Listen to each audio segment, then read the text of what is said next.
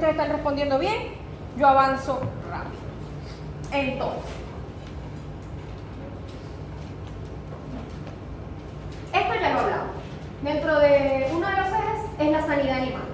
Y el departamento al que pertenece esta cátedra es el de sanidad animal. Entonces, esta materia, como ya se los dije, forma parte de la gran unidad que es la microbiología, la gran unidad académica que es la microbiología. ¿A qué se le llama microorganismo? ¿Por qué microorganismo? Es algo muy sencillo de contestar. Porque no lo vemos con el ojo humano. Por eso es un microorganismo, pero además tienen otras características. O sea, aunque hay microorganismos que no se ven con el ojo humano, e igual son pluricelulares, son eucariotas, la mayoría de los microorganismos, los chiquiticos que no se ven con el ojo humano, pertenecen a un reino que ustedes desconocen, que es el reino protista. El de esos organismos que son unicelulares y que tienen características muy particulares en sus células. Por ejemplo, no tienen membrana solamente, sino que tienen una pared celular de peptidoglicano, mureína también lo llaman. Están los que son gram negativos, que no tienen ese peptidoglicano de esa manera, sino que tienen estructurada la pared de otra forma, pero igual es una pared celular. Están los hongos, que pertenecen a un reino aparte. Me dio mucha risa porque todos pusieron reino fungi, pero todos decían también que los hongos eran vegetales. Los hongos no son vegetales ni pertenecen al reino vegetal. Ya lo vamos a ver. Entonces, el caso es que lo que tienen en común sean extracelulares, intracelulares, pluricelulares, protistas, procariotas o eucariotas, es que no se ven en el ojo humano. Pilas con eso.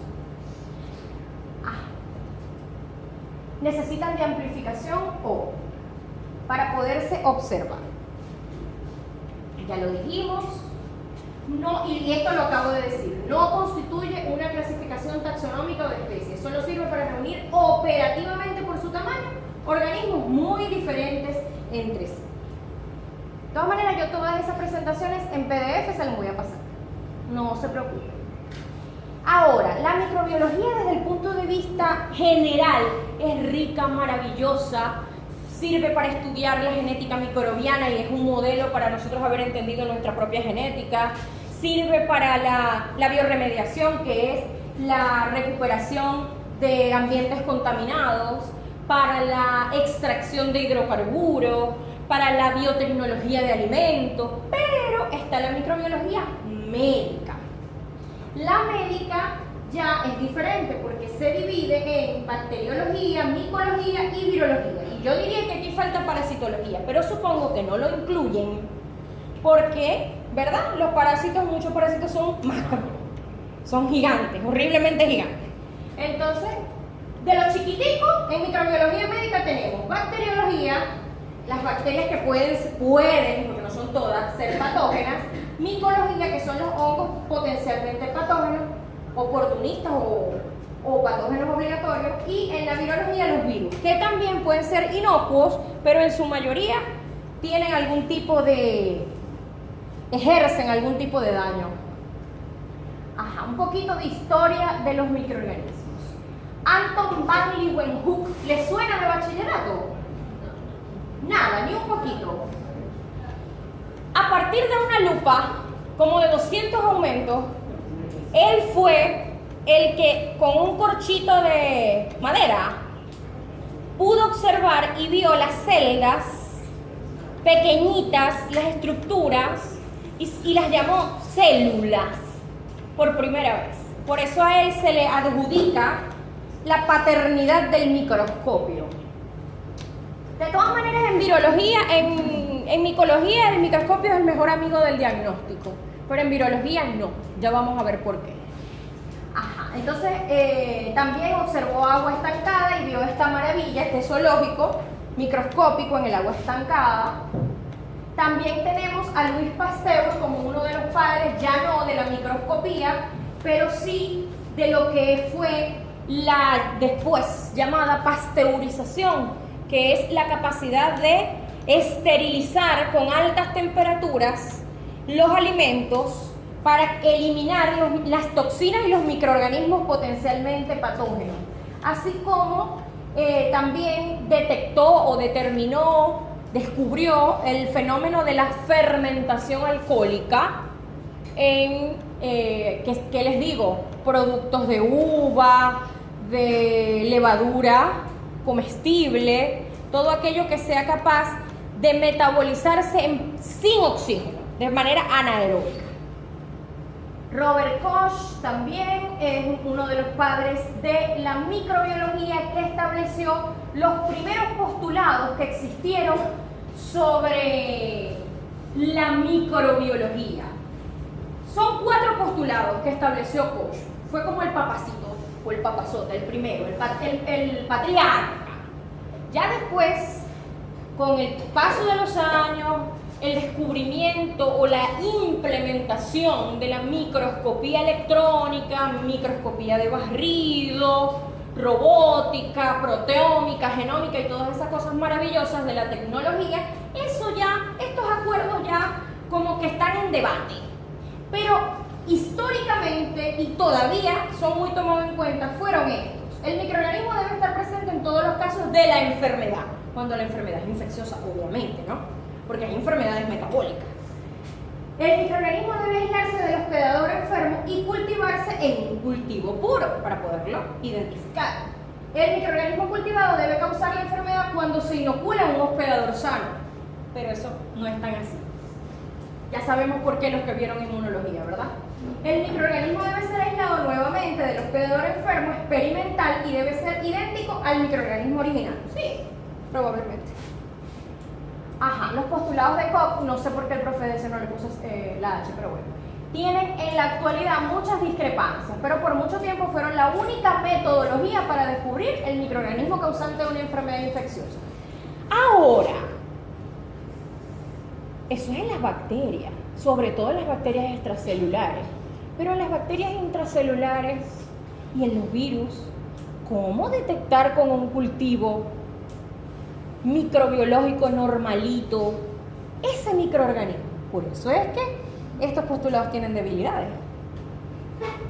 No sabemos, o pueden levantar la mano sin ninguna vergüenza, porque así le doy sentido a mi vida con esta clase, sin ninguna vergüenza, o sea, es necesario que lo sepan. Si no lo saben, mejor, para mí. ¿Sabemos por qué no es útil o no lo sabemos? ¿Por qué no es útil un cultivo ordinario de microorganismos para detectar un virus o una bacteria intracelular? ¿Lo saben? ¿Por qué no es útil? Porque no vive en el cultivo, vive en la célula. Porque afecta a la célula y le cambia el ADN. Sí, pero los que no saben no levantaron la mano. Lo que quiero saber es si no lo saben. No sé. Por lo que están diciendo sus compañeros. Porque no crece fuera de un hospedador. Y por lo tanto, el lecho donde está sembrado no es óptimo para que crezca, porque el lecho no es hecho de células o de tejido, aunque existe el cultivo celular, por supuesto. Pero estamos hablando de un cultivo en una placa de agar, de nutrientes. Eso sería Para las bacterias extracelulares, que son, pero muchísimas. Ajá. Martin Benjamin, este fue el primer virólogo. Este fue el primer virólogo porque él decía, sin todavía saberlo, miren el año, decía que tenía que haber, por esto que les estoy diciendo, porque lo de Koch no era como suficiente, para dar con algunos procesos infecciosos, como que aquí no hay nada, aquí no crece nada, pero esta persona sigue enferma, o este animal sigue enfermo, o se sigue muriendo el rebaño, pero aquí no, en el cultivo no sale nada. Entonces este científico dice, tiene que haber organismos más pequeños que las bacterias y que posiblemente sean una sustancia química, algo que les está haciendo daño y que no crece en un cultivo normal, en un cultivo usual. Y los llamó virus. Por eso él es considerado el primer virólogo. ¿Ok? Loeffler, él fue el primero en lograr demostrar que la fiebre aftosa del bovino era causada por un virus. El Ruska, 1931, ya eso fue mucho más acá, desarrollaron el primer microscopio electrónico y pudieron capturar imágenes de virus. Pero yo me imagino que esos primeros microscopios electrónicos, para que pillaran una estructura viral, tenían que ser de esos virus que son grandecitos. ¿Ok? ¿Qué es?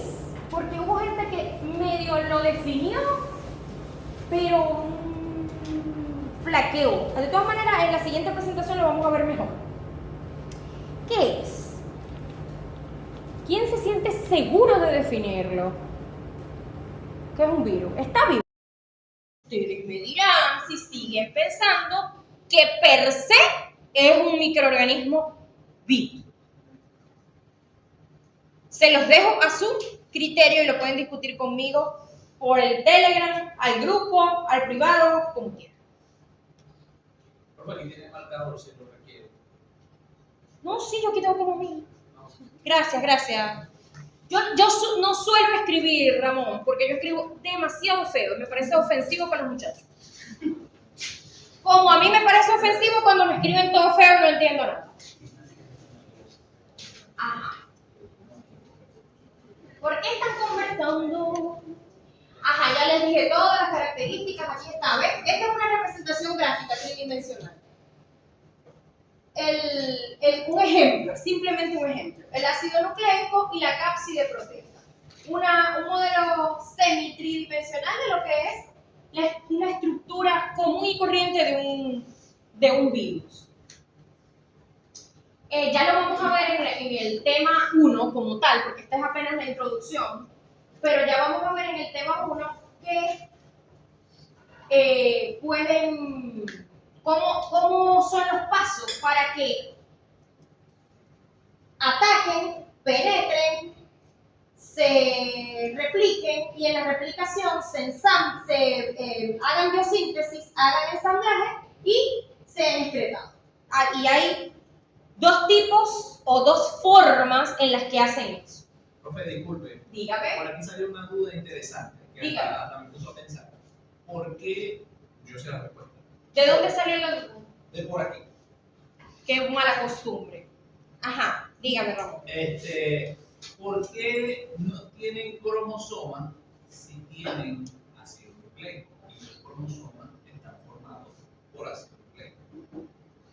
Claramente no tienen cromosomas porque no tienen las histonas, o sea, no tienen la estructura para formar el cromosoma suficientemente complejo. Y segundo, que no se reproduce. Recordemos que los cromosomas solo están condensados previo a la reproducción. De hecho, la respuesta es todavía más sencilla, porque fíjate que los organismos procariotas tampoco tienen cromosomas, tienen una especie de zona nucleoide,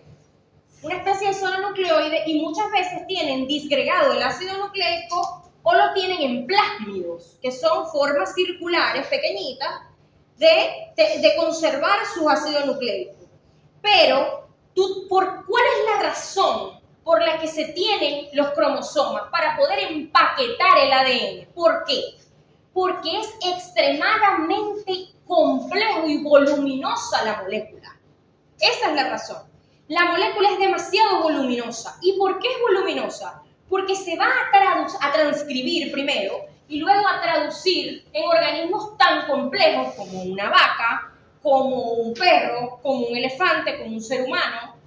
Y eso hace que se necesite que esté súper enrollado, empaquetado en pequeños bastoncitos, porque si lo soltáramos, va a la luna y viene 50 veces. Eso ya se ha medido. Las hebras de ADN son extremadamente largas en los eucariotas. Dícese nosotros, los mamíferos, los reptiles, los vertebrados en general, e incluso las plantas vasculares. virus, ¿qué necesita sintetizar? Únicamente necesita sintetizar las proteínas para envolverse, para atacar y para replicarse. Más nada. Por lo tanto, su ácido nucleico no tiene que ser tan voluminoso. Y al no tener que ser tan voluminoso, no tiene por qué empaquetarse en bastoncitos. Esa es la respuesta más precisa.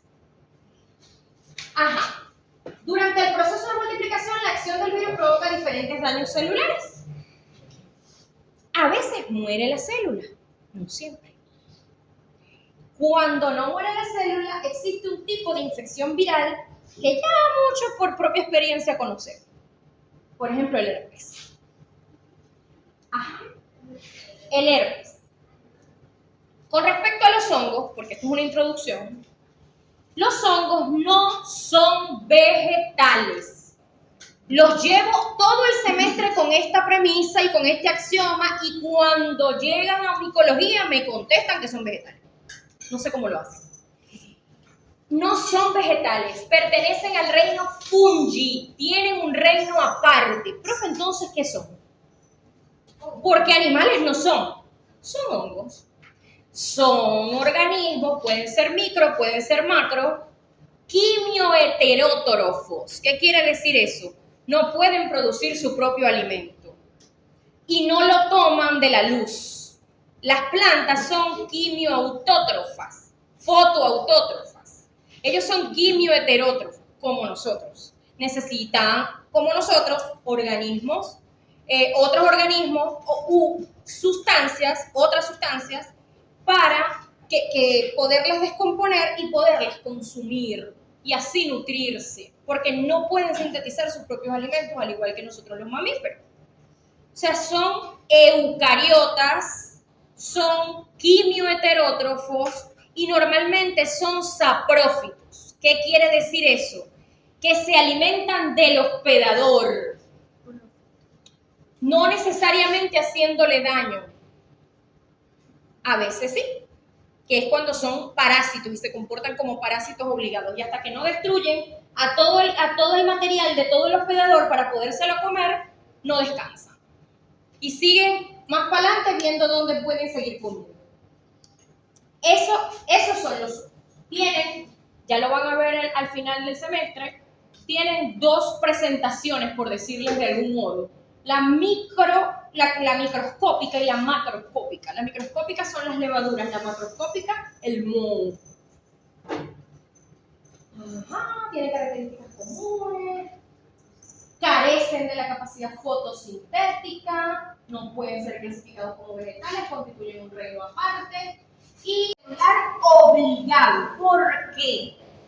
Porque sin parasitar, sin hospedar, no puede sobrevivir, ni replicarse, ni diseminarse. Entonces es un parásito intracelular obligado. ¿Qué más lo define? ¿Y cuáles son sus características? Ya lo vamos a ver. Su cápside, su estructura de ácido nucleico y la capacidad que tiene para replicarse. Entonces aquí están las características que lo definen. No tiene un sistema metabólico propio por cuanto no tiene organelos, ¿ok? Ni es una estructura celular, un virus nunca es una célula. Dependen de la maquinaria de la célula hospedera para su replicación. Ojo, en la literatura, en los libros, se van a encontrar que dice célula huésped. Es un error de traducción, de hosting, ¿ok? La célula nunca es huésped. Los huéspedes somos los que llegamos. El huésped, en todo caso, es el virus. La célula es hospedera u hospedadora. ¿Ok? Ajá. Tienen genomas de ADN o ARN. ¿Qué significa genoma? Conjunto de ácido nucleico. Sus genomas codifican información mínima y precisa. Lo que ellos necesitan para poder sobrevivir dentro de su hospedador. Algunos virus destruyen las células, pero otros persisten en estado latente. Poseen cápsides que envuelve el ácido nucleico y lo que es la cápside cápside, envolviendo el ácido nucleico todo completo integrado, constituye el virión, lo que llamamos virión. Esa definición siempre se las pregunto en el examen. Ajá. Virión. Características, seguimos con las características generales. La cubierta proteica o cápside de un virión está compuesta de múltiples copias de uno o de más tipos de proteínas. Estas proteínas se ensamblan formando unidades estructurales llamadas capsómeros. Entonces, ¿qué son los capsómeros? Los capsómeros son unidades estructurales o subunidades estructurales que dan lugar a la formación de una cápside. ¿Qué es la cápside? La envoltura del ácido. Entren calladitos, por favor, que llegaron tarde. La estructura de ácido nucleico del virus. Entonces, el ácido nucleico es la cubierta o cápside de una partícula viral, es frecuentemente llamada nucleocápside. Pero lo que es la estructura completa, esa nucleocápside con sus capsómeros, el ácido nucleico adentro, es el virión. Los virus más simples son aquellos que carecen de envoltura y tienen ADN o ARN de cadena sencilla. Ya van a ver que hay muchos subtipos. Hay muchos subtipos que permiten que se les clasifique de manera diferente. Hay unos que tienen cadena de ADN doble, otros que tienen cadena de ARN doble, otros sencilla, en fin. Y hay unos que son envueltos y hay unos llamados desnudos. Vayan guardando los teléfonos. Y hay unos llamados desnudos, que son aquellos que tienen la cápside proteica, pero por encima de eso no tienen ningún tipo de envoltura. Solamente es la cápside proteica y el ácido nucleico. Entonces, la envoltura viral se deriva de membranas de la célula hospedadora. Esto es para los que son envueltos, los virus envueltos. Tal como estas membranas, la envoltura viral se compone de una bicapa lipídica con proteínas insertadas en ella, proteínas que son codificadas por el virus. Es decir, cuando hablamos de un virus envuelto, este virus le presta material a la membrana de la célula hospedadora para poder hacerse de su envoltura. Aquí está el ejemplo. Miren, virus desnudo, virus con envoltura.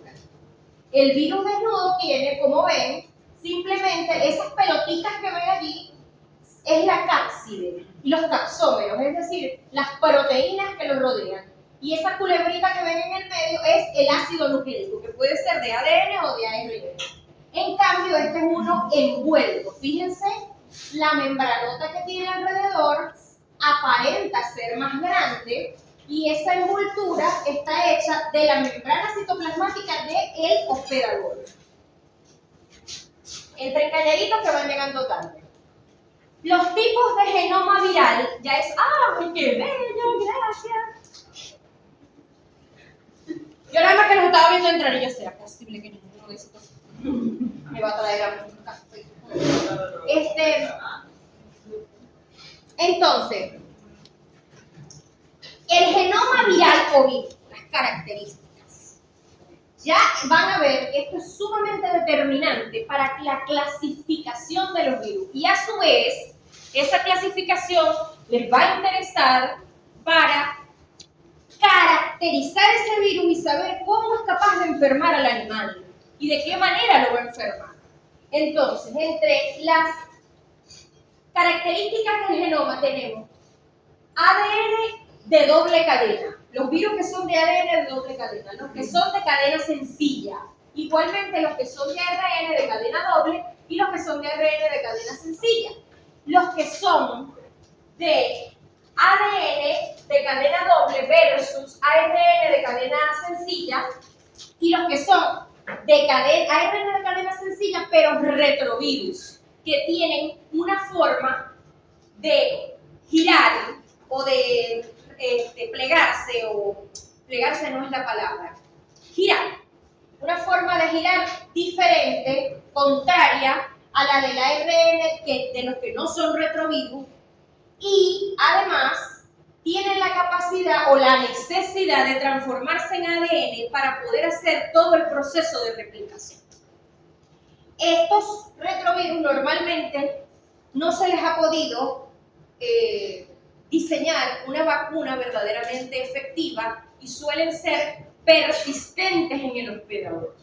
¿Okay? Los demás tienen características más manejables y pueden ser autoeliminados. Se van poco a poco, en la medida de que el sistema inmunitario del hospedador lo haga, se van eliminando.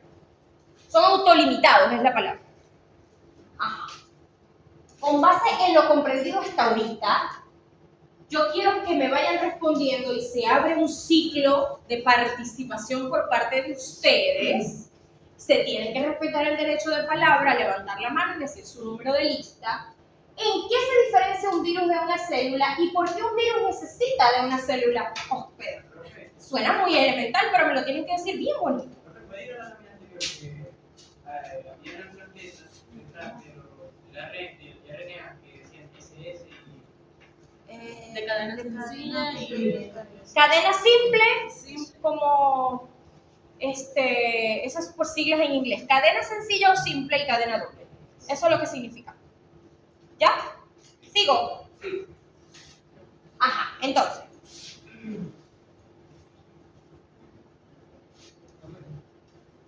Número de lista. 26. 26 o 36. 20. No, yo pienso que la diferencia entre el virus y la célula es que la célula es una, o sea, está compuesta por su núcleo y la cromosoma y todas esas cosas. Mientras que el virus, como lo dice usted, está compuesto de la ARN y el ADN, y o sea, lo que es eso y las proteínas que lo producen. Y con otras diferencias con el virus, que el virus, como dice usted también, que no se reproduce, sino que se replica, también que no respira.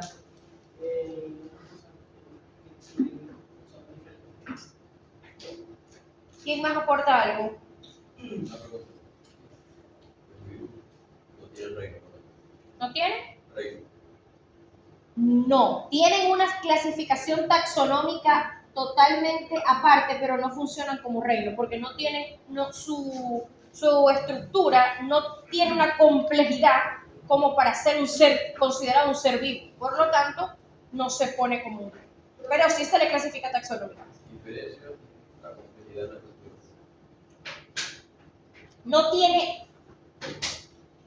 No tiene un nivel de complejidad en sus componentes como para que pueda ser considerado un ser vivo funcional.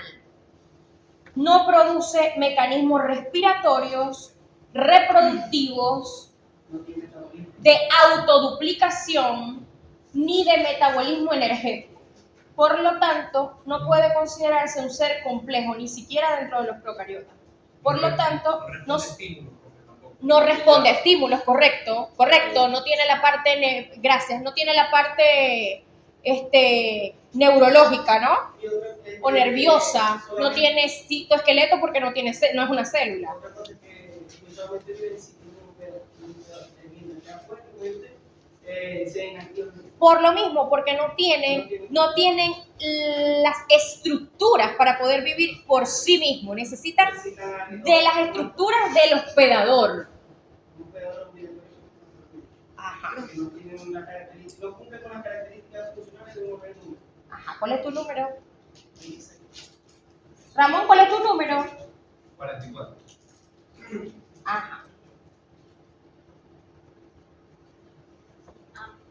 ¿Quién más? Aime, la voz. ni siquiera se lo voy a decir. Ya me lo sé.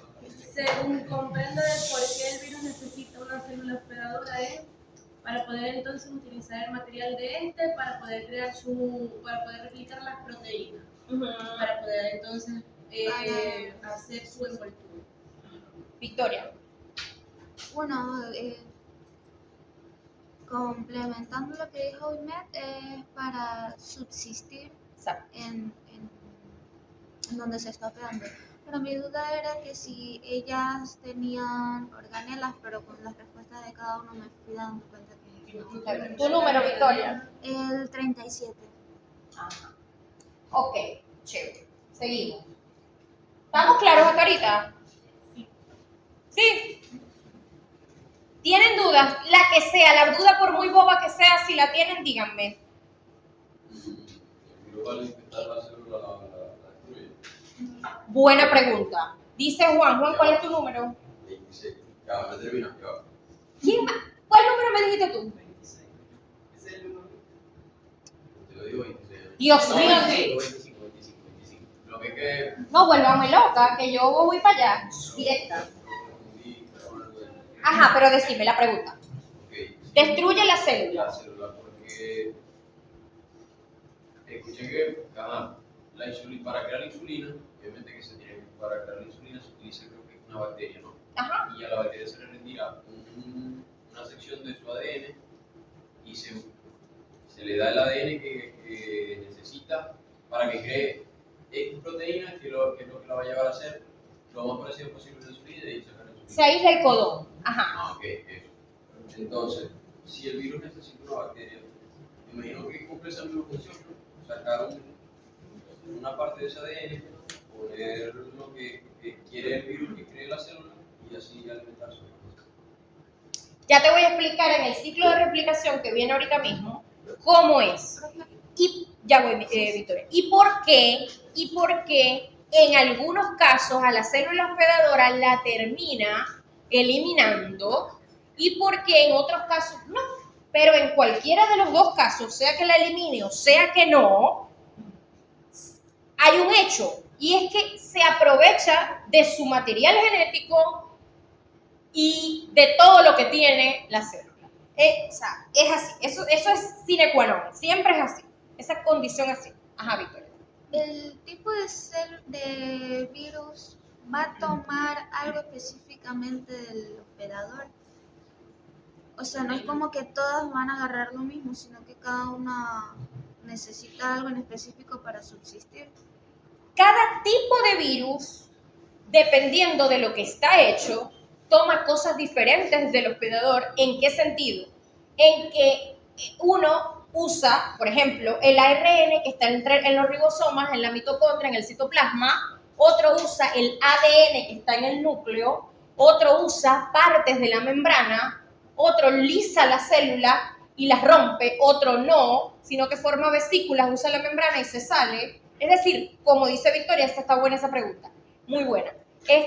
Dependiendo del tipo de virus, de la estructura del virus, le da un uso relativamente diferente a la célula que esté hospedando. Y eso, ya van a ver lo interesante que es, genera enfermedades diferentes en el hospedador. ¿Ok? Profe. Cálmese, ya voy. 37. Sí.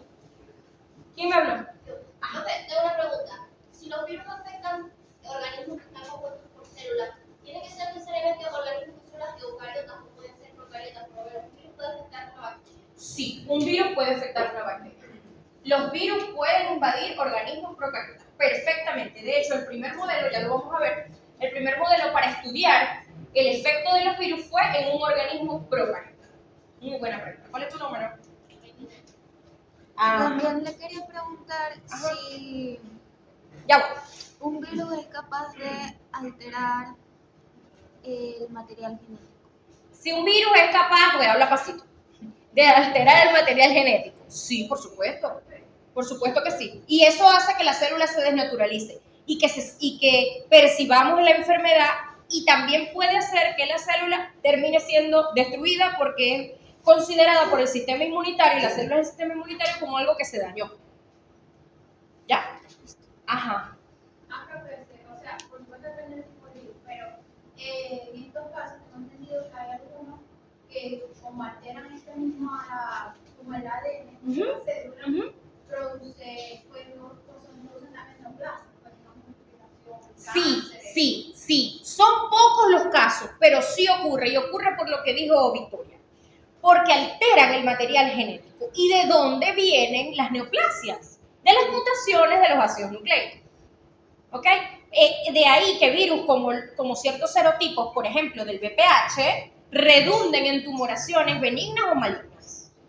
Me decías. Con respecto a la pregunta que hizo Andrea, de que puede atacar a un virus. bacteria. Ramón. Pues un virus puede ocasionar una patología, ¿verdad? Porque por lo menos hay las bacterias que no todas las bacterias humanas, ¿verdad?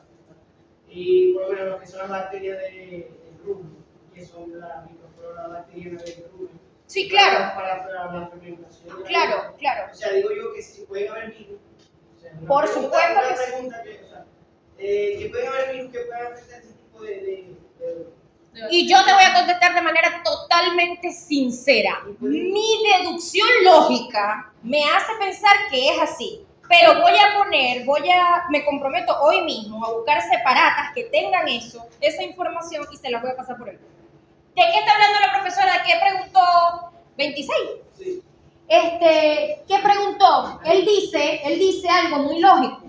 Él dice que acá, Andrea pregunta si los virus afectan a las bacterias también. Y yo le digo que sí, que de hecho los primeros modelos de estudio se hicieron en bacteriófagos. Entonces, me dice, ¿cuál es tu nombre, mi amor? Aline, me dice, ajá, y si son bacterias importantes para la fisiología de un animal, como el caso de los rumiantes y de su digestión, y esas bacterias a su vez están invadidas por algún virus, algún tipo de patógeno viral, ¿eso redunda en la salud del animal?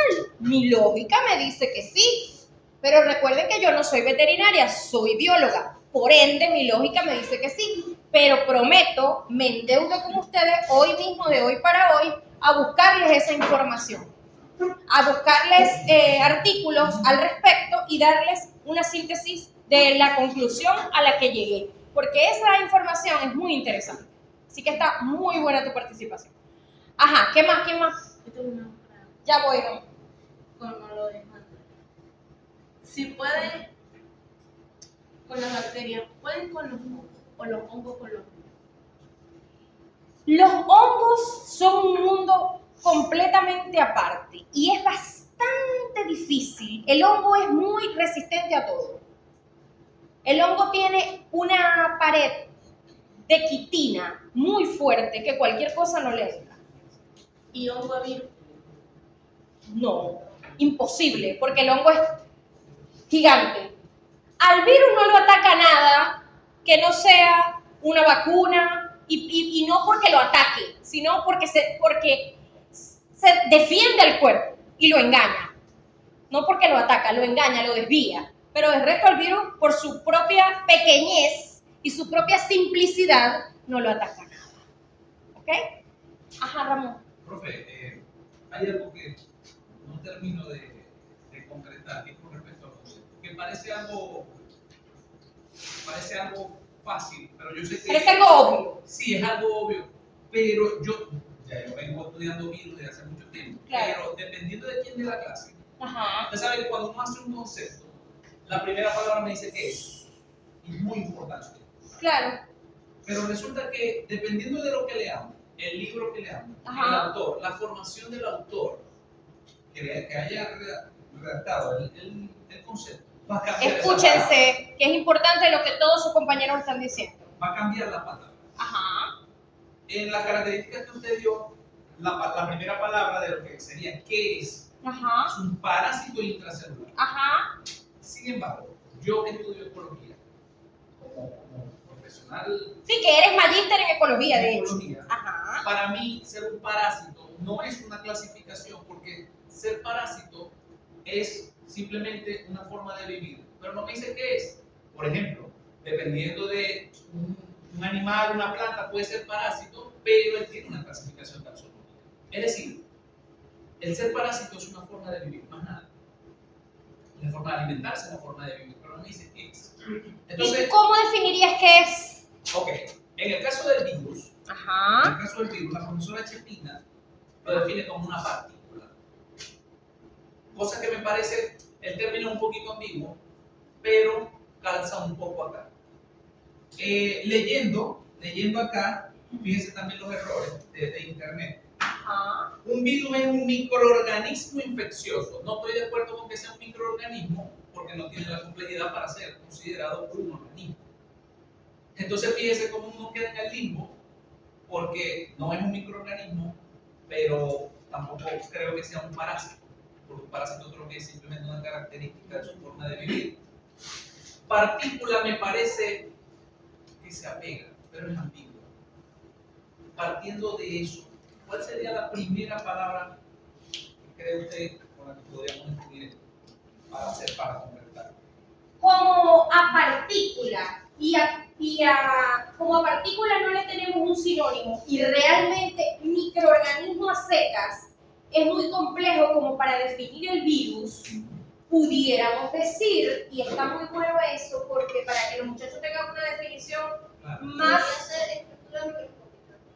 No, pudiera ser así como microorganismo pero con apellido, ¿ok?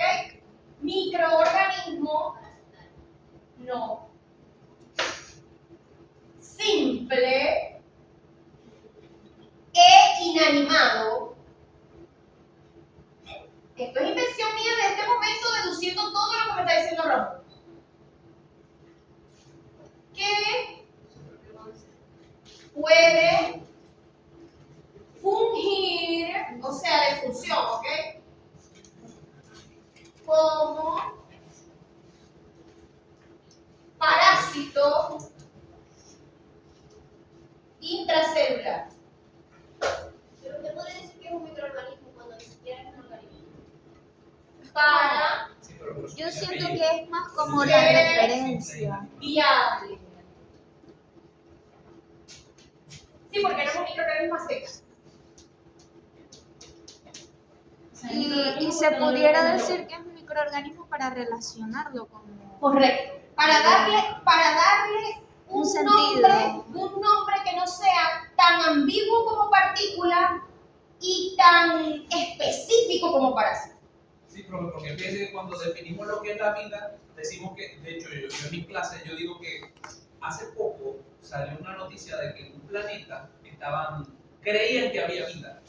Y yo les pregunto a mis estudiantes, ¿qué creen ustedes que debe tener eso que ellos van a encontrar para considerar que está vivo? Tiene que tener 3 cosas. Primero, tiene que tener metabolismo.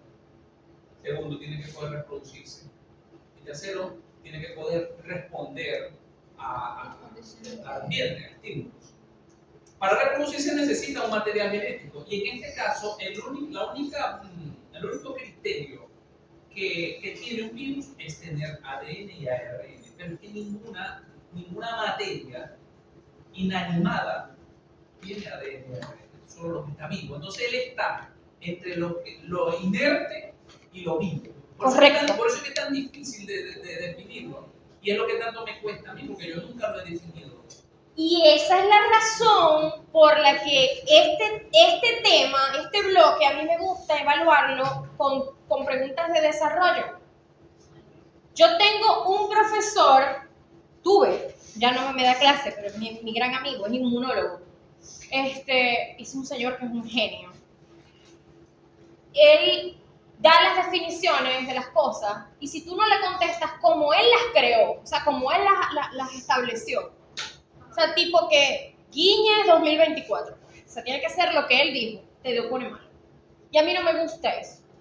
A mí me parece que si la persona está contestando coherentemente y de pronto en el examen se bloqueó y puso parásito intracelular y no puso microorganismo simple inanimado, igual no está mala la respuesta.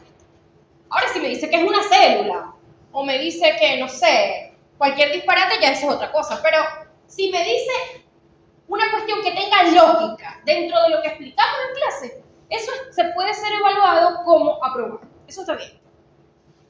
Que lo que me interesa es saber que aprendieron el sentido lógico de lo que se les explicó. Que no están perdidos de lo que... Saber qué no es. Para empezar por ahí. Un virus, ¿qué no es un virus? Un virus no es una célula. Un virus no es un organismo independiente. Un virus no es algo que está vivo y que anda por ahí y que se puede reproducir. ¿Ya? Si están claros en lo que no es, van a tener más coherencia en contestar lo que es. Pero bueno, gracias a Ramón por ayudarnos a elaborar una definición más lógica. Ok, la función de la cápside o del virión. Recuerden que les dije, fíjense, esta es una estructura viral cilíndrica. Y aquí está como desenrollándose. ¿Qué vemos aquí? Como si hubiéramos desmenuzado pedacitos de la proteína, los capsómeros. Y esta viene siendo la envoltura, la cápside. ¿Cuál es su función? Proteger el genoma viral durante su transferencia, o sea, la transferencia del virus y de sus ácidos nucleicos de célula a célula. La cápside puede estar hecha de múltiples copias de una sola proteína o de una asociación de varias proteínas diferentes. Las cápsides hechas de múltiples copias de una sola proteína presentan un buen ejemplo de economía, pues un solo gen puede codificar los productos necesarios para cubrir la cápside del genoma completo de ese virus. Formas estructurales básicas que tienen los virus. Icosaédrico desnudo, es aquel que está allá, este. Helicoidal desnudo, icosaédrico envuelto, allá está, el que tiene las espículas, helicoidal envuelto, y unos virus que son complejos que parece que tuvieran paticas, como este bacteriófago, que invade precisamente bacterias. Ajá. Ya vimos ahorita, esto es como una otra ilustración de lo que es la estructura de la cápside virión y que está formada por capsómeros. ¿Okay? Las estructuras, otra vez, es el mismo dibujito que les mostré ahorita, pero un poquito más 3D. Este sería un ejemplo de un virus bacteriófago que invade células bacterianas. Este sería uno envuelto.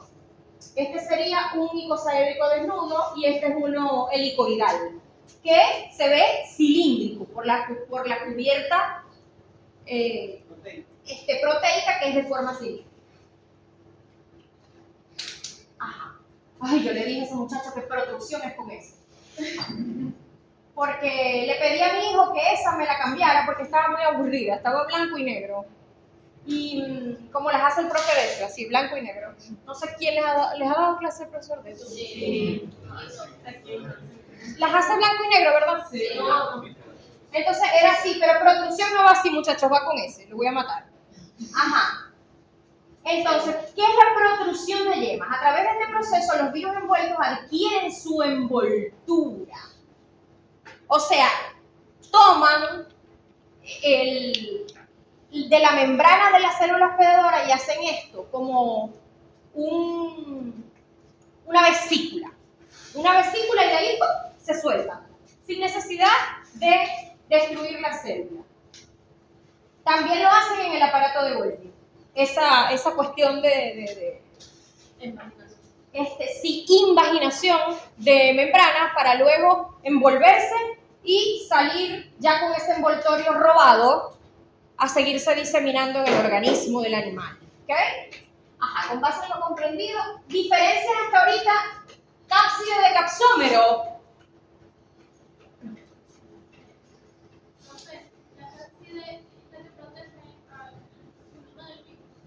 Sí, es la cubierta que protege el genoma del virus, la cápside. Y el capsómero de las subunidades que conforman la cápside. Es así. ¿Cuál es el número? Camila, ¿verdad? Ajá.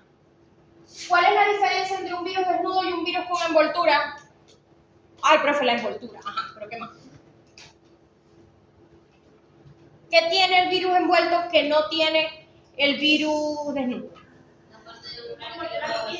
Esto mismo, la parte de la membrana que le roba a la célula hospedadora. Está envuelto en una membrana como si él fuera una célula. Sí, como si fuera. Pero, y hay un dato curioso, muchachos. Ramón, no vas a decir nada. Hay un dato curioso. Los virus desnudos y los virus envueltos en el ambiente, en el exterior, ¿cuáles se rompen o se destruyen más rápido? ¿Los envueltos o los desnudos? ¿Cuáles se destruyen más rápido? Se supone que los desnudos porque son desnudos. Pues no tienen cubierta, una cubierta extra. No, pero ponte tú que salió del hospedador y quedó por ahí. tienen que tomar protección, no sé, protección. Ajá. ¿Será porque los que están envueltos duran más por la protección que tienen? O sea, le hace como una capa protectora. O es al revés, o sea. El que muere primero es eso. ¿De qué está hecha la bicapa lipídica? De proteínas. ¿De proteínas y de qué más? Casi. Lípido. De lípido. ¿Y qué es lo primero que se desnaturaliza cuando echamos jabón? Proteína. La proteína es lo que envuelve el virus desnudo no tiene lípidos a su alrededor. Es el virus envuelto. Entonces el virus envuelto se saponifica, se va con el jabón más rápido o con los disolventes orgánicos más rápido que el virus desnudo, porque el virus desnudo no tiene lípidos a su alrededor, tiene pura proteína. Y entonces, ¿qué pasa? Ustedes dirán, bueno, pero dentro de la envoltura está la proteína también, la cápside del virus envuelto. Sí, pero es que se la lleva, porque se desintegra. ¿Vos sois de aquí? Sí. Histología. Esto es biología. No. Histología tiene que ser el 3. Histología, si no está en el 3, está en la poli. Sí,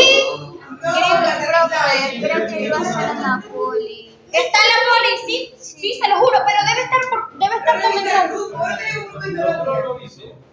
Pero preguntado. Vaya pues, que pierdo la concentración, mi vida. Pasa por el salón de los ecuatorianos también. Está en la poli. Problemática. En el 3. Sí, que yo vi unas caras raras y yo me Pero mi primo está virtual. Pero hay 2 secciones, presencial y virtual. Bueno, ya, concéntrense. Entonces, se la lleva, si se desintegra la envoltura lipídica. Acuérdense que la bicapa lipídica tiene también unas cabecitas polares de fósforo que están adheridas a esa proteína, a esa cápside interna del virus, y eso todo se lo lleva. Entonces el virus envuelto pasa a ser, aunque esté envuelto, en el ambiente exterior pasa a ser más vulnerable que el virus desnudo. Y eso es muy importante que lo sepan. ¿Por qué? Es importante que lo sepan porque ustedes como veterinarios van a tener que saber cuáles son los mecanismos de desinfección de los ambientes de crianza de los animales y de permanencia de los animales. Entonces, al manejar bien, ya va, aquí hay parvovirus, el parvovirus ¿con qué se muere? Ya va, aquí hay virus de enteritis equina, ¿con qué se muere? ¿Qué es lo que le da mejor al potrero si yo limpio? ¿Le sirve el jabón o no le sirve el jabón? Formaldehído, disolvente orgánico. ¿Por qué es importante saberlo? Que ustedes van a la raíz, no porque se lo diga el de la hacienda, no porque se lo diga el viejito que tiene experiencia, sino porque ya ustedes por lógica sepan si este virus es tal, este virus es un retrovirus, a este lo mata tal cosa. Maravilloso, porque van deduciendo. Acuérdense lo que siempre les digo, la información, ya los profesores no somos vaciadores de información, ni dadores de información, la información ya está. Lo importante es saberla utilizar y que los profesores nos ayuden a que sepan utilizar la información. Entonces, el virus, la cápside y el capsómero. El capsómero son las subunidades, las bolitas, los pedacitos que conforman a la cápside. ¿Qué es la cápside? La envoltura proteica que cubre el ácido nucleico, el genoma del virus. ¿Qué es el virión? El ácido nucleico envuelto con la cápside. ¿Ok? ¿Qué diferencia un virus desnudo de un virus con envoltura? Que el virus con envoltura está envuelto con una parte de la membrana de su célula hospedadora. Así que, como dijo aquí el compañero, para poder estar envuelto, tiene que ya haber pasado por un hospedador. A ver. Usted siempre pone eso y nos pregunta, no, analizarlo aquí. Yo siempre hago una pregunta. ¡Buenísimo! Esa es la idea. El virus sin envoltura es el mismo virus que pasa a ser envuelto. Siempre, él es viable, es envuelto. Hay unos que son viables, son envueltos. Sí, pero ese virus se transforma. El sin envoltura pasa a tener envoltura. No. No. Siempre son envueltos. Y ahí pasa como, ¿qué fue primero, el huevo o la gallina? O sea, ¿en qué momento se envolvió? Si siempre que invadió al hospedador estaba envuelto. ¿Me explico? No es que se sale y afuera hay una especie de novo de ese virus que ella no tiene envoltura, no. Siempre está envuelto. Los que son envueltos siempre son envueltos. No, que si está afuera, como dice usted, que no tiene envoltura afuera, que invade al individuo, se envuelve en qué momento, no se sabe. Los que son envueltos ya se conocen envueltos. No sabemos en qué momento mutaron para envolverse, pero siempre son envueltos. Y los que son desnudos siempre son desnudos. Tienen que seguir el paso. Así te adentro la rutina. Correcto. Cuando se sintetizan y se ensamblan, es el único momento que los envueltos están desnudos. Cuando realizan la biosíntesis y el ensamblaje, ahí están desnudos, pero están adentro de la célula. Cuando van a salir, siempre salen con su membrana. ¿Ok? No se les ve desnudo. El virus desnudo es desnudo adentro o afuera de la célula. El virus envuelto es envuelto afuera de la célula y adentro solamente en un momento de su ciclo está desnudo. Y cuando se replica. Exacto. Cuando se replica, en ese es el momento en el que está desnudo. Dentro de la célula. Correcto. No.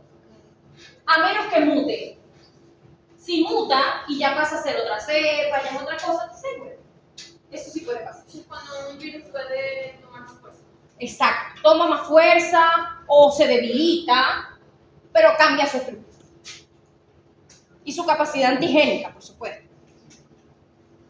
Ajá. Clasificación de los virus de animales. La clasificación, muchachos, es muy subjetiva, porque el ser humano tiene el afán de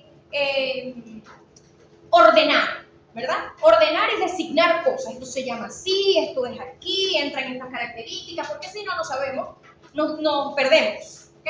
Por nuestra característica racional.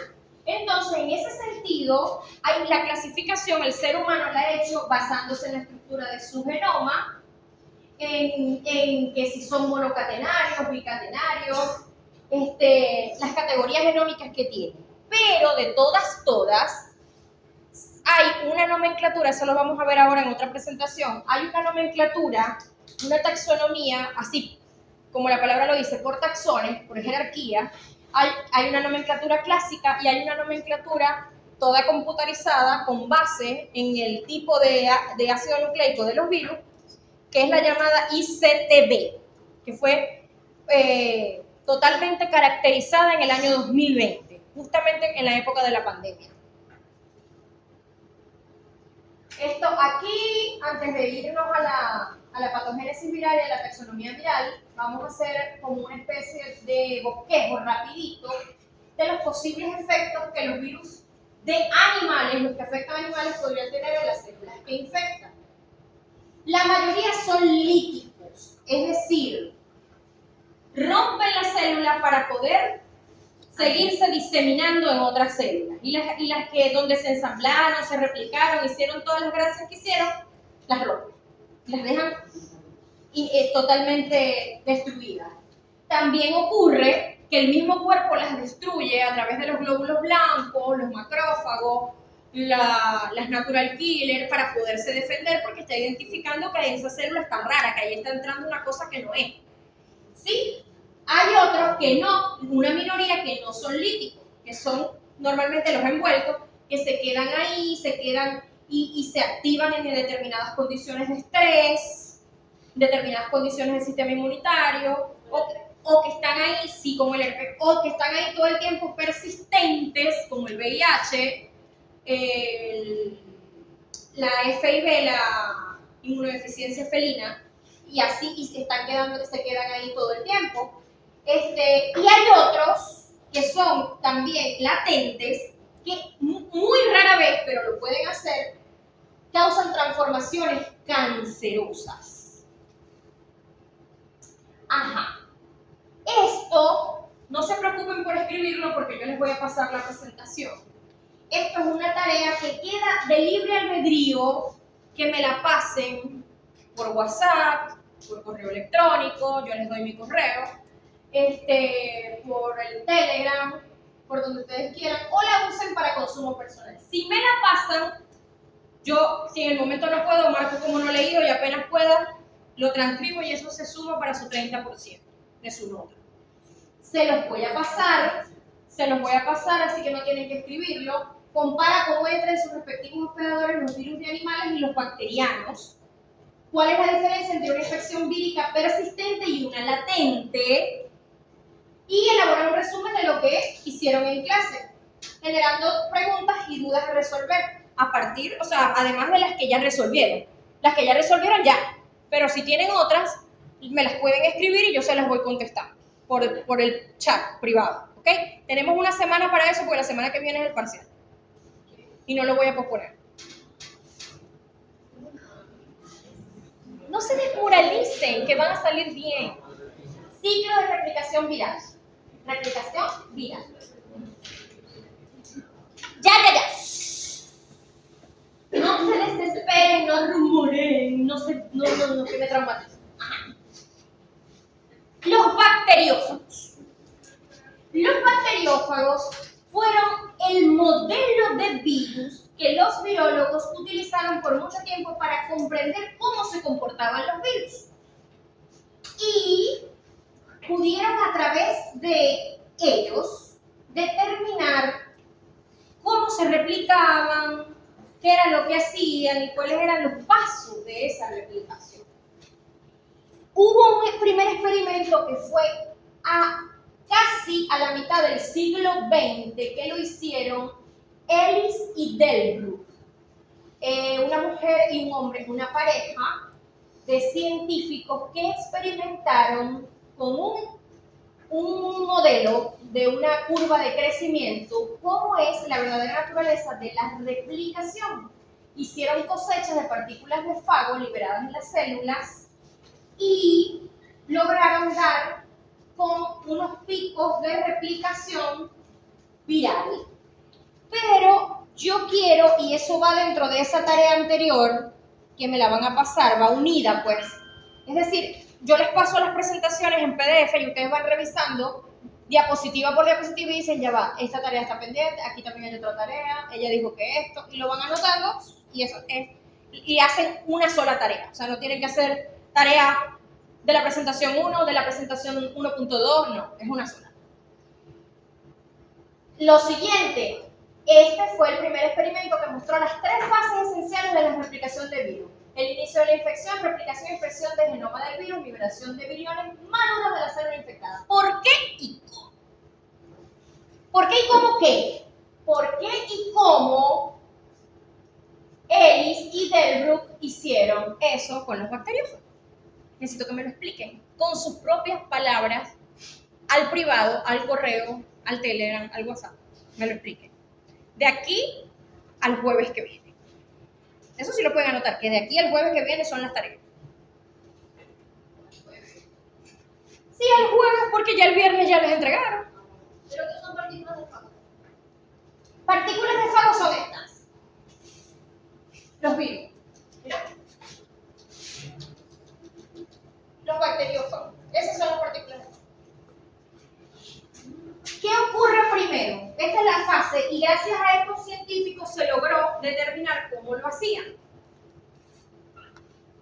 El attachment es cuando se adhiere la primera presentación, la presentación a la célula hospedadora. La penetración cuando logra ingresar a la célula hospedadora. La biosíntesis cuando se replica.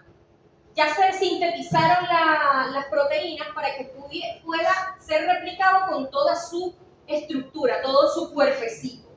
La maduración es el ensamblaje, que es cuando se termina de maquillar y vestir para salir. Es decir, de completar su envoltura proteica.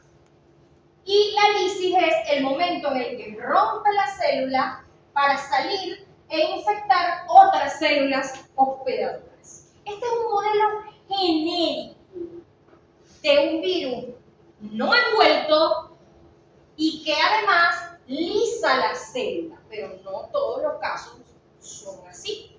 Los pasos pasos sí son más o menos los mismos. Pero el tema en la maduración, en el ensamblaje, en los envueltos, se da el tema de la protrusión de yemas, de la envoltura, ¿verdad? Y aquí se da la salida por gemación, la salida del virus envuelto sin necesidad de romper la célula. Esa es la diferencia. Pero básicamente estos son los pasos del ciclo de replicación. Si en el examen se le pide, es así como lo van a hacer. Claro, traducido al castellano. En la parte de la penetración, él inyecta el ADN, ¿no? Y la partecita esa que es una araña se queda fuera. No, entra completo. Aquí está el ciclo de replicación. Esto es simplemente una ilustración de uno envuelto.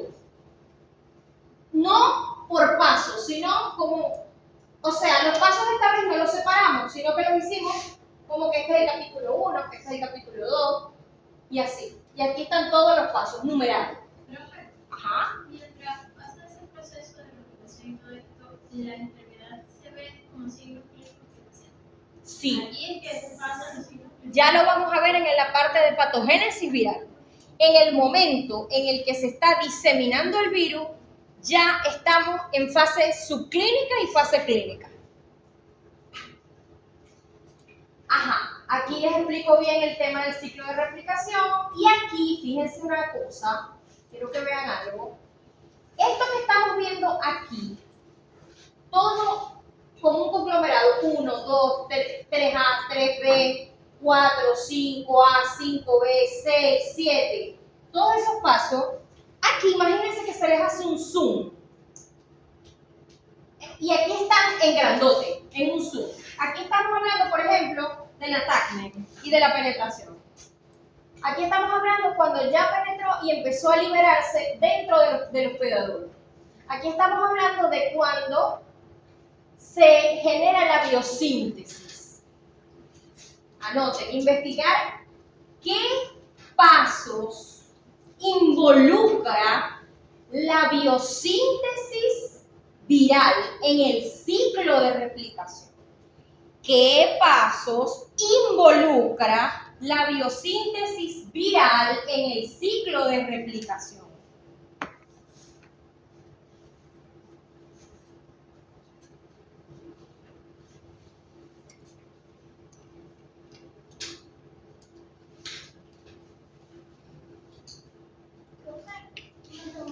En la primera imagen que se pasó del ciclo, eran los virus Envuelto. Pasé una de desnudo y una de envuelto. Aquí está el ensamblaje del virus. Ya este es el penúltimo paso, porque el otro paso es que ya saben. ¿Ok? Entonces, aquí están los pasos punto por punto. Cuando hablamos de uno envuelto, básicamente, y de cuando hablamos de uno sin envoltura, qué pasa con una cosa y qué pasa con la otra. Entonces, ¿qué pasa? Hay láminas que me gustó preferí dejárselas con texto para que tengan punto de partida para estudiar, pero no me gusta estarlas leyendo, me parece una cosa aburridísima. Algunos virus se despegan de la membrana plasmática, ya eso se lo digo. Listo. Esta está lista. Vamos a... Menos mal que tengo todo anotado. Patogénesis viral. Muchachos, hablamos ya de las características del virus, el comportamiento del virus a nivel micro, sin contar qué está pasando en el sentir doliente y sentido del animalito que está enfermo o que se puede enfermar. No sabemos, ¿verdad? No sabemos qué está pasando mientras tanto, porque les estaba hablando de lo que está pasando a nivel muy micro de cada una de las celulitas de ese animal. Pero ¿qué pasa con el animal versus la infección? Se está celebrando dentro de sus células. ¿Qué pasa a nivel de enfermedad? ¿Qué es la patogénesis viral? Es la capacidad de un organismo para causar enfermedad en otro, eso es patogénesis, ¿verdad? Es un fenómeno complejo y variable. En el caso de los virus, ¿Qué representa? Los efectos directos de la replicación del virus, como estaba preguntando Riley, y los efectos de las respuestas corporales a la infección. Es decir, a nivel celular, como les dije, sea por las natural killers, los macrófagos, los glóbulos blancos, que se haga apoptosis, lo que sea, pero pasan cosas cuando el sistema inmunitario percibe que se está ingresando una cosa que no es del cuerpo, que no es de las células normalmente, ¿sí? Entonces, ya en ese sentido hay efectos directos de la replicación, porque además, si por ejemplo el virus es de los que lisan las células, las rompen y alteran su sistema, primero, alteran su ácido nucleico. Al alterar su ácido nucleico, ¿qué más le altera? La capacidad de todo, claro, el funcionamiento, la capacidad de replicarse, la mitosis, le afectan la capacidad para el metabolismo, las proteínas que producen. Esos son efectos directos de la replicación. Y si la lisan para poderse seguir diseminando, esos son efectos directos de la replicación. Pero los efectos de las respuestas corporales a la infección, que es esto que les digo, que baje la cuenta blanca porque empiecen a matar células para defenderse el cuerpo, es un efecto indirecto, pero ya ese efecto indirecto es el que hace que el animal se empiece a sentir mal, que se generen las enfermedades porque el sistema inmunitario está diciendo aquí pasa algo. Cuando ustedes sienten, nosotros como otros animales que somos, lo que pasa es que somos racionales, sentimos o sienten aumento de temperatura, debilidad, deshidratación, secreción de alguna sustancia, sangrado, vasodilatación, liberación de histaminas. Allí está pasando algo que nos dice, me tengo que defender, aquí está entrando algo que no está bueno, que no es de aquí y lo tenemos que matar. Eso es lo que pasa. Y por eso la persona se siente mal.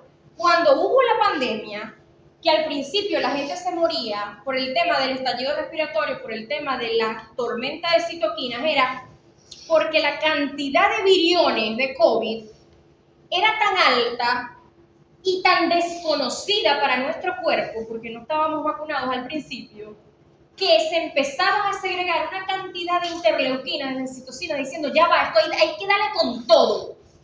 Y terminaba el tejido pulmonar necrosado y fibroso, porque era más el daño que el sistema inmunitario le estaba haciendo al propio hospedador que el daño que se le hizo al COVID.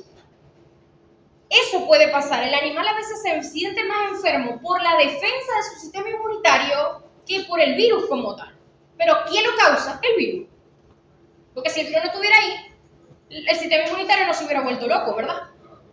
Entonces, eso es lo que pasa. Ajá, interacción virus-hospedador. Los virus animales tienen múltiples sitios de unión a receptores en su superficie. Necesariamente una o más de las proteínas de la cápside del virus sin envoltura interactúan específicamente con el receptor celular. Por lo general, estos forman proyecciones o muescas en la superficie. Los detalles varían entre los virus. La mayoría de las interacciones virus-receptor siguen uno de varios mecanismos. Perdonen que esto me quedó mucho, pero en el PDF se va a ver bien. La pirámide de infección viral siempre se las mando a dibujar en el examen. La pirámide es la parte de abajo, no me la van a hacer al revés. Recuerden siempre que el pico es la muerte.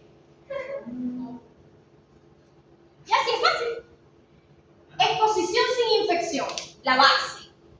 Infección subclínica, es decir, estoy infectado pero no se me nota, no tengo síntomas. Enfermedad leve, enfermedad moderada, enfermedad grave, muerte. No siempre los virus llevan a la muerte, casi nunca, no es lo más común. Pero hay unos que cuando son mortales, ellos son mortales, como las rabias. Tranquilos que yo les voy a pasar esa presentación. Ajá, ¿qué es el tropismo? Cuéntenme. Que va hacia. El tropismo es afinidad. Por ejemplo, las plantas tienen fototropismo. Los girasoles van hacia donde está el sol. Ese es el tropismo. El tropismo es la afinidad que tiene el virus por diferentes órganos del cuerpo del animal. cuando nosotros detectamos que un virus, la presencia de un virus X, uno dice, este virus tiene tropismo, o sea, el ingreso fue oronasal, por ejemplo, pero el tropismo es neurológico, o el tropismo es pulmonar, o tiene entrada subcutánea, pero el tropismo es en las células del sistema reproductivo. ¿A qué se refiere? A la afinidad. A la afinidad. Hay un tejido de entrada que es por donde se contagia y puede hacer su inserción. El órgano responsable de los síntomas es... Vamos a esperar que dejen de conversar y yo no estoy apurada. Me puedo quedar aquí un rato, ustedes conversan y me avisan. ¿Sí? Me avisan. ¿Ya? ¿Ya se callaron? Ah. Yo no me doy mala vida, voy a sacar gente del salón, a mandarlos a callar, a gritar, que sean grandes. Y yo también estoy poco. Y yo sé, no es que yo sé de dos maneras de vivir la vida. Una que es la que conozco, que es tranquila, relajada, no me doy mala vida, y la otra no la conozco. Ajá. Entonces, tejido de entrada y fuera es el primer tropismo por donde entra, porque hay virus que no tienen manera de contagiarse. Por ejemplo, los retrovirus normalmente no tienen forma de que su tropismo no es a través de entradas aéreas, de aerosoles, de superficie, sino sanguíneo o de fluidos internos, ¿ya? Eso es un ejemplo. Es el tropismo 1. El tropismo 2 son los órganos responsables de los síntomas. El tropismo 2 es la afinidad que tiene el virus, donde él sabe, es una cosa impresionante, porque para ser simplemente de proteína y ácido nucleico es bastante inteligente, sin tener cerebro. Y es que tiene afinidad, me imagino que eso tiene que ver con de qué está hecho, ¿no? Obviamente. De su recombinación genética. Yo tengo afinidades por los riñones, yo tengo afinidades por los intestinos, yo tengo afinidades por las células del sistema nervioso. Y ahí es donde hace todo ese ciclo que vimos al principio, y ahí es donde se presentan los síntomas. Se puede hablar de un nivel de selección. Sí, correcto. Totalmente. Especificidad hablando Totalmente. De selección y especificidad, correcto. Pero tiene que recordar, o sea, puede pasar que se puede confundir que el tropismo es base, no es que se produce. Sí, correcto. Correcto. El tropismo, se dice tropismo 1 porque entra o va, se dirige hacia este tejido. En el tropismo 2 es porque, como dice, ¿cuál es tu nombre, mi reina? ¿Cuál? Se dirige hacia el órgano específico. Ahí ya se desarrolló, y aquí, mal llamado tropismo 3, es porque yo no le diría tropismo 3. Lo que pasa es que ya esto está así por los anteriores de la cátedra, pero yo trato de ser respetuosa, ¿no? Pero yo, así como me dice Karen, yo no lo llamaría tropismo 3, porque ¿qué pasa? Que de los órganos responsables de los síntomas, que es donde se ensamblan, se biosintetizan los virus y todo, por consecuencia va a haber excreción, ¿me explico? Es decir, si el órgano hacia donde hubo el tropismo para desarrollar síntomas de los intestinos, la vía de excreción va a ser las heces, ¿ya? Lo mismo que si fue en parte del sistema respiratorio, la vía de excreción va a ser oronasal, ¿ya? Yo diría que es como una consecuencia, pero se vuelve un ciclo. Porque entonces a partir de este órgano de excreción y de la forma de expresión, viene otra vez al tejido de entrada de otro animal. Ajá. ¿Qué es lo que incide? Esto también siempre lo pregunto porque es muy importante bovinos, virus en equinos, virus en perros, virus en gatos. ¿Qué es lo que incide en la susceptibilidad o la resistencia del hospedador al virus? Es decir, el animal está sano, muy tranquilo, pero ¿qué le hace ser susceptible versus resistente? Un animal está expuesto a lo mismo que el otro animal, pero uno se enfermó y el otro no. ¿Por qué? El tipo de especie. Hay especies que definitivamente, hasta por el tema de la raza, son más susceptibles. El rango.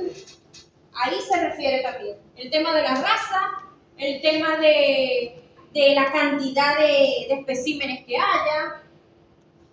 ¿Cómo está su inmunidad innata y adaptativa? ¿Está vacunado?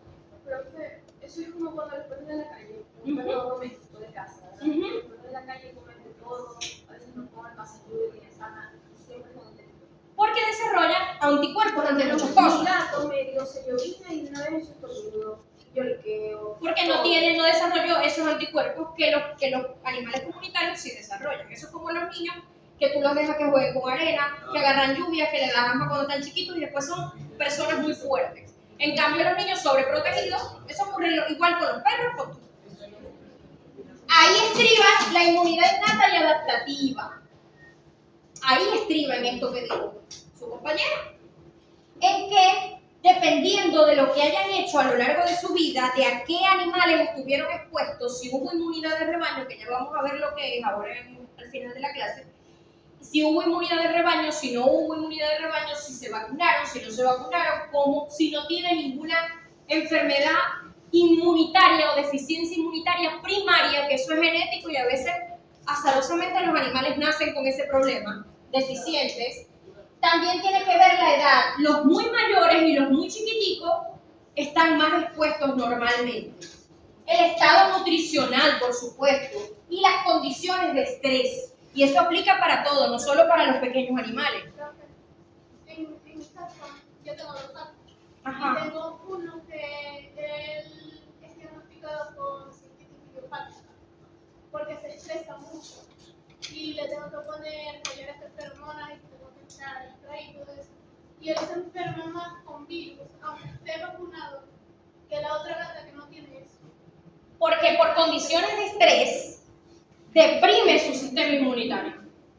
Porque hay una conexión entre los neurotransmisores, la parte psiquiátrica que antes se creía que era totalmente sola, que era emocional y que era separada del cuerpo, entre la parte de la psiquis, eso aplica para todo, para los caballos, las vacas, todo, gatos, perros, y lo que es su respuesta inmunitaria. Nunca va a responder igual a un animal que se sienta querido, que se sienta tranquilo, libre. Cáncer, profe, que dicen que las personas con cáncer, cuando saben que tienen cáncer, se deprimen más rápido que antes. Y responden peor.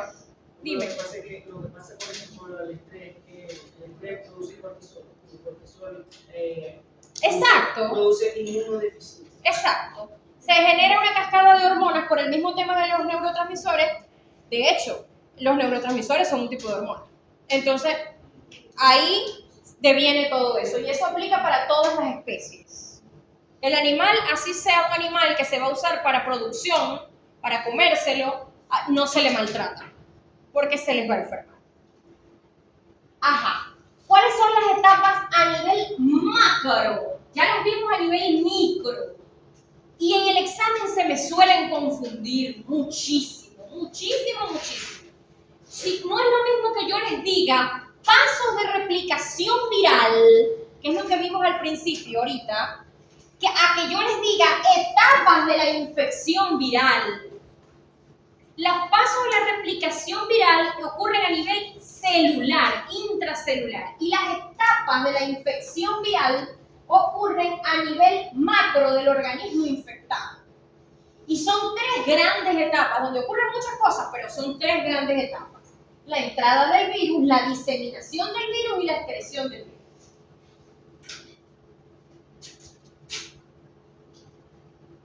Ajá, esa es otra tareita. Yo se las dejo ahí y yo les entrego la presentación. Investigar sobre el mecanismo de acción de alguna, la que ustedes quieran.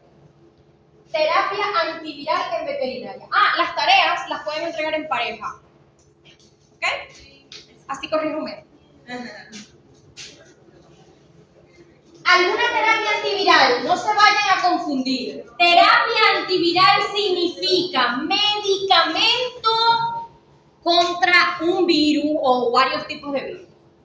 No me vayan a salir con cosas locas de homeopatía y esas cosas.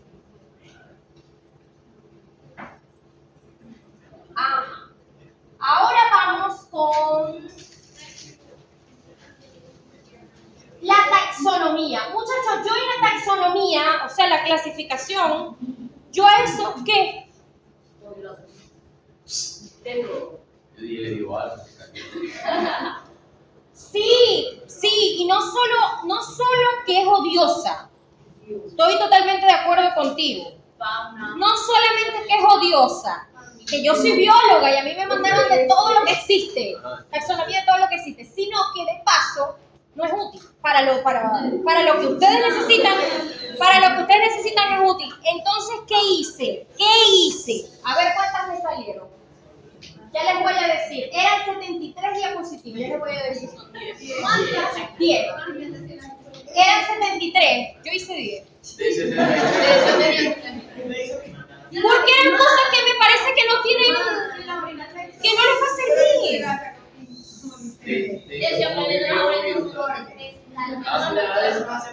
Profe, Dígame. yo creo que de eso creo un virus por ahí también. ¿Por qué?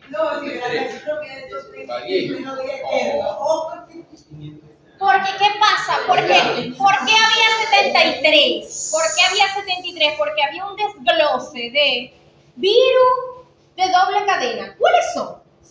Y yo, ¿pero por qué? Si eso los vamos a ver cuando vean los virus de los animales. O sea, si se los aprenden en abstracto, es como una pérdida de tiempo porque A ver, yo veo el tema de la información como que si yo les meto información que para mí es inútil y que yo sé que no les va a servir, les estoy como restando espacio de otra información que sí me interesa que se fijen bien. ¿Ya? Entonces van a estar aturdidos queriéndose aprender tantas cosas que no les van a servir y no van a saber discernir lo útil de lo no útil. Entonces preferí hacerlo yo por ustedes. Y dije, no, ya va. De hecho, para el examen no va la taxonomía. Vamos a hacer un ejercicio aquí. Ese es el taller de hoy. No.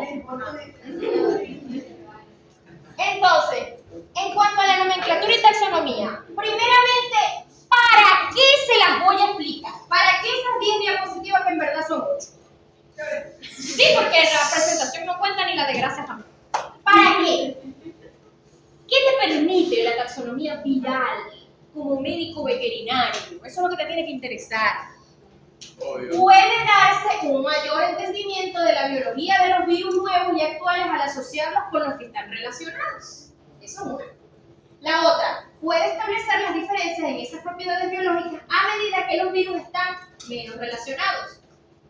Otra, la patogenia de los virus está muy relacionada con su mecanismo de multiplicación y esto a su vez tiene que ver con su estructura, que es la base de la clasificación. Lo otro, puede ayudar a descubrir nuevos tratamientos o terapias inmunológicas entre virus para la gente que se dedica a la investigación. Y finalmente, la taxonomía viral puede ayudar a detectar rápidamente un virus que ha saltado de especie que infecta, por ejemplo, del mono al hombre, sabiendo su clasificación. Entonces, ¿cuál es, por convención, la organización de investigación a nivel mundial que se encarga o que se ha encargado de recopilarlos todos, los que hayan sido descubiertos, y darles nombrecitos? Estamos hablando de 6.590 especies de virus. El Comité Internacional de la Taxonomía de Virus, llamado ICTB. Se fundó en 1966, pero esta última clasificación de 6.590 especies de virus está emitida de un boletín del año 2020, cuando salió el coronavirus, el 19, el COVID-19. La jerarquía taxonómica general que se le da es como orden, familia, subfamilia, género, como ya ustedes lo conocen, ¿verdad? En el caso de cómo se le nombra así.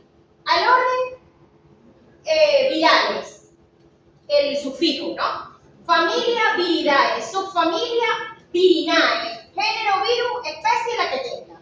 Vamos, aquí están dos ejemplos. ¿Esto qué es? El orden. Monegaviridae. Paramyxoviridae es la familia. Orthoparamyxovirinae es la subfamilia. Morbillivirus, el género. Y Measles virus es el género con la especie. O sea, este es el especie. Measles virus, igual que aquí. Beta coronavirus, esta es la subfamilia, esta es la familia y este es el orden. Y como se le llama comúnmente, SARS-CoV-2, y aquí como se le llama comúnmente, virus del sarampión. Ajá. La taxonomía clásica es esta que les acabo de ejemplificar, ¿verdad? Y la que da el ICTB es así, con numeritos. Esa básicamente es la diferencia. La clasificación de Baltimore es una diferente a la del ICTB, que se usa mucho a nivel de clínica porque para ellos existen 7 tipos de virus para el Baltimore. Y es de acuerdo a su estructura, al tipo de estructura del ADN, del genoma o del ARN. Entonces vienen siendo solamente 7 y son esos 7 que les ejemplifiqué allí. ¿De dónde sale eso? ¿De dónde salen los subtipos de Baltimore? Del proceso de transcripción, que se los dejé anotado para que lo repasen, por favor. Del proceso de transcripción, traducción, replicación, transcripción, traducción de ADN a ARN a proteína. Y así es que se hace. Este es el ARN mensajero y de ahí deriva todo y ahí redunda todo con respecto a los 7, aquí están, ¿ven? Los 7 tipos de virus con Baltimore. Pero me van a decir, profe, pero ya, son 6.590 especies y hay 7 tipos de virus. ¿Qué pasa? Que está la clasificación ICTB, que está basada en esa clasificación taxonómica clásica, un poco, está basada con ciertas modificaciones, pero a su vez se le añade el tipo de virus según Baltimore. ¿Ya?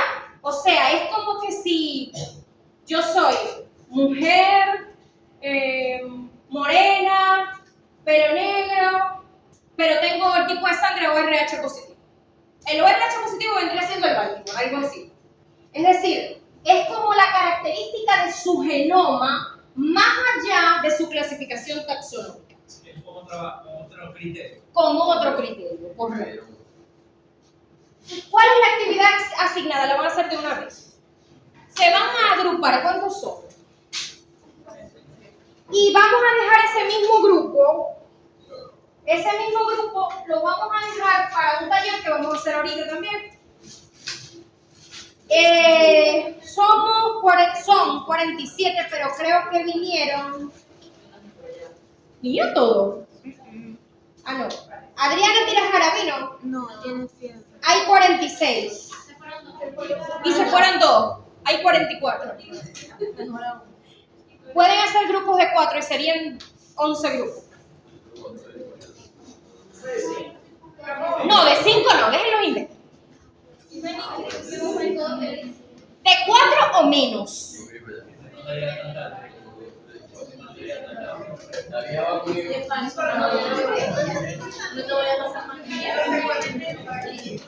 Voy a ponerles, escuchen, mientras se están agrupando, vayan escuchando que todavía no saben lo que van a hacer. Les voy a poner un nombre a cada grupo de un virus como lo llama el vulgo, como lo llama la gente. Y ustedes van a buscar cómo se llama de acuerdo a la clasificación ICTB, clásica y Baltimore. ¿De dónde vamos a sacar eso? De la misma presentación, de internet, pero que tenga lógica. Y que no falte ningún nombrecito ni ningún elemento. ¿Ya terminó la clase? No terminó la clase. Después de esto, escuchen, Después de esto, hay 3 presentaciones muy raritas que envié anoche, que son de diagnóstico y de epidemiología y bioseguridad. Y hay unas preguntas. Esas preguntas las voy a distribuir en estos 11 grupos para que lo desarrollen como un taller que va a tener 2 puntos del examen de la semana que viene. ¿Se entendió? Y también quiero que se queden para el final del taller porque les voy a explicar cómo vamos a hacer el examen, cómo va a ser la dinámica del examen. No, pero me refería ya.